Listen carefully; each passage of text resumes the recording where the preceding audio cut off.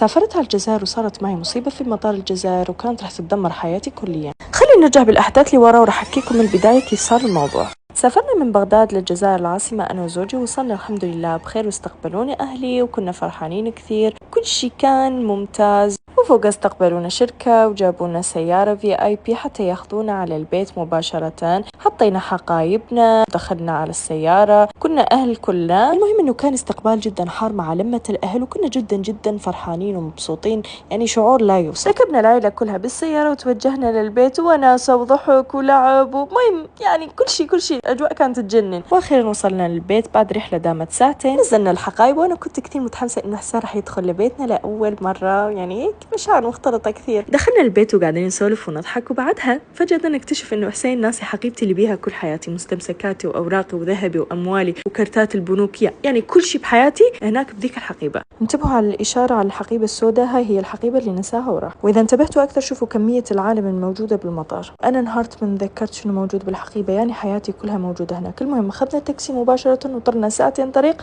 على المطار مباشرة، والحمد لله ولأول مرة باسبوري كان بجيبي، وإلا ما كانوا دخلوني على مكان الأمانات ولا كنت استلمت حقيبتي. والحمد لله لقيت حقيبتي بمكانها، ولا أحد أجا يمها، ولا أحد أصلا أخذها ولا لمسها. وطبعا الشرطة كانت معي خلال رحلة البحث، ومن فتحناها ما لقينا أبرة واحدة ناقصة. ومن خلال هذا المنبر حابة أشكر بالمرتبة الأولى ربي سبحانه، وثانيا الشرطة الجزائرية الموجودة في مطار هواري بومدين. وهذا كله إن دل على شيء فيدل على أمان وأمانة الجزائريين والجزائر. وهذه نبذة صغيرة عن ماذا كان موجود في الحقيبة تاعي، كل شيء حياتي، أموالي، ذهبي وكرتاتي البنكية وأجهزتي، وأيضا حتى صوري الخاصة. الحمد لله جزت على خير. وبعدها رحنا على شركة تأجير السيارات حتى نأجر سيارة نرجع بيها، ولكن مدير الشركة بعد معنا شوفير يوصلنا، لأن ولا واحد كان فينا قادر يسوق، وحسين كان طول الوقت ساكت لأن كان يدري بكمية المصيبة اللي سواها. يلا أشوفكم الفلوج الجاي، باي.